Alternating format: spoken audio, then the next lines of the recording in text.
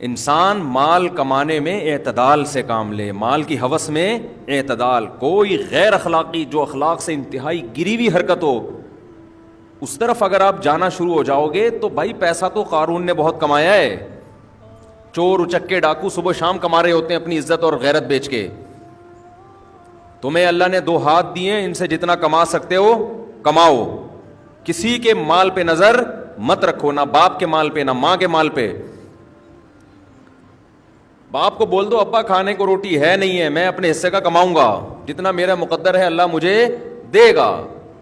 مزید اولاد گھر میں آ جائے، میری صحت پہ کوئی، میرا بازو پیدا ہوگا، ایک میرا بھائی پیدا ہوگا.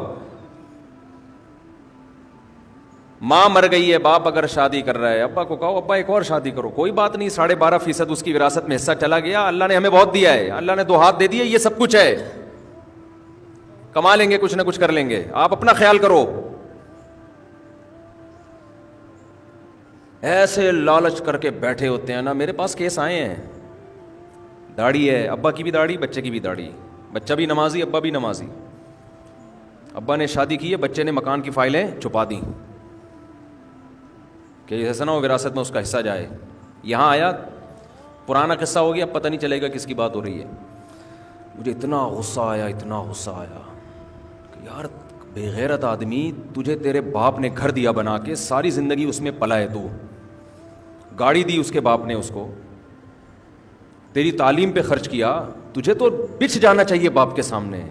ابا میں جو کماؤں گا آپ کے ہاتھ میں لا کے رکھوں گا، آپ کو دوں گا. مجھے اچھا یہی لگتا ہے کہ میں آپ سے مانگ کے کھایا کروں، جیسے بچپن سے ہمیشہ مانگتا آیا ہوں. یہ مانگنے کا مزہ ہے ماں باپ سے. ہم نے چونکہ بے غیرت لوگوں کے ساتھ بھی ٹائم گزارا، غیرت مندوں کے ساتھ بھی نا، تو ہمیں کمپیئر کرنے کا موقع بہت اچھا. ہمارے پاس پرلے درجے کی بے غیرتی کے واقعات بھی ہیں. میں پھر بتا دوں، یہ بے غیرتی میں مجبوری میں کہہ رہا ہوں، اس کو بے غیرتی نہیں کہیں گے. بے غیرتی، کسی نے بے غیرتی کو غصہ آ جائے میرے اوپر کہ یار ہمیں اتنا گندا کیوں کر رہے ہو ان لوگوں کو ہم. اور میرے پاس اعلیٰ درجے کی غیرت کی مثالیں بھی الحمدللہ موجود ہیں. میرے جو شیخ ہیں نا، حضرت مفتی عبدالرحیم صاحب، اللہ ان کی عمر میں برکت دے، پہلے تو نام ہی نہیں لیتا تھا میں، پابندی تھی، وہ شہرت نہیں چاہتے. تو ہمارے جو دادا شیخ تھے حضرت مفتی رشید احمد صاحب رحمہ اللہ تعالیٰ تھے. تو جو میرے شیخ تھے یہ بچپن میں دارالافتاء والارشاد آ گئے پڑھنے کے لیے، سمجھ رہے ہیں. والدین سے اجازت لی، بھائی میں اعلیٰ تعلیم کے لیے کہاں جاؤں گا، تخصص جو مفتی بننے کے لیے مفتی رشید احمد صاحب کے پاس آ گئے. خوب غور سے سننا واقعہ کہ غیرت مند کس طرح کے ہوتے ہیں. تو مفتی رشید احمد صاحب رحمہ اللہ تعالیٰ، انہوں نے ان کو اپنی کسٹڈی میں لے لیا، بالکل بچوں کی طرح پالنا شروع کر دیا، اپنا بیٹا سمجھ کے. دیکھتا ہے نا بعض دفعہ استاذ کے اس میں قابلیت کتنی ہے. بعض دفعہ استاذ اور ٹیچر اور طالب علم کا تعلق صرف ایک طالب علم کا ہوتا ہے. بعض دفعہ یہ ہوتا ہے یہ باصلاحیت ہے، آگے اس سے کام لیا جا سکتا ہے، یہ دین کی بہت خدمت کرے گا، تو بھائی اس کو اپنی کفالت میں لے لو. تو اپنی کفالت میں لے لیا. پھر وہ یہاں رہنا شروع ہو گئے، پڑھنا شروع کیا، مفتی بن گئے، مفتیوں کو پڑھانا شروع کیا. ذریعہ آمدن کچھ تھا نہیں، وہ مدرسے کی جو معمولی سی تنخواہ تھی وہ تنخواہ ان کو مفتی رشید احمد صاحب دیتے تھے، جو سب استاذوں کی تنخواہیں ہوتی ہیں ہر مدرسے میں. تو ان کو بھی بہت معمولی سی رکھی ہوئی تھی ہمارے حضرت نے، وسائل ہی نہیں تھے تو معمولی سی ہوگی نا.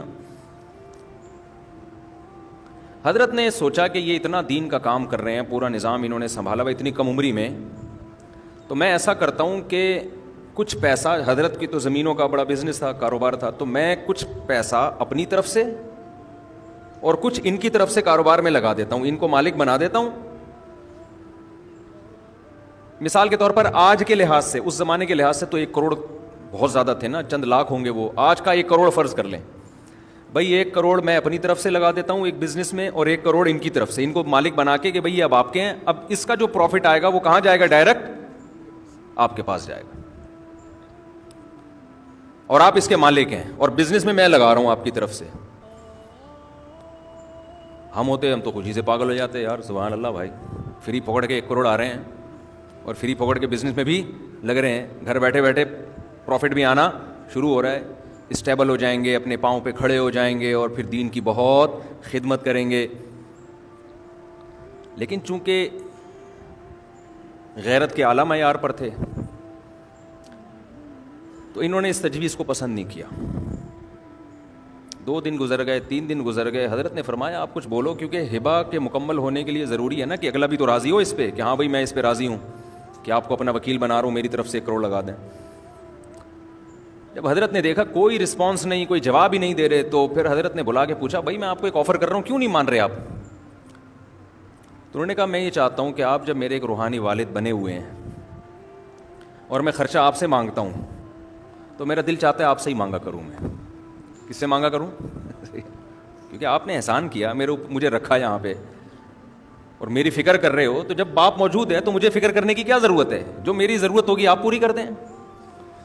نہیں آئی میرا خیال ہے بات سمجھ. جو میری ضرورت ہوگی وہ کون کرے گا؟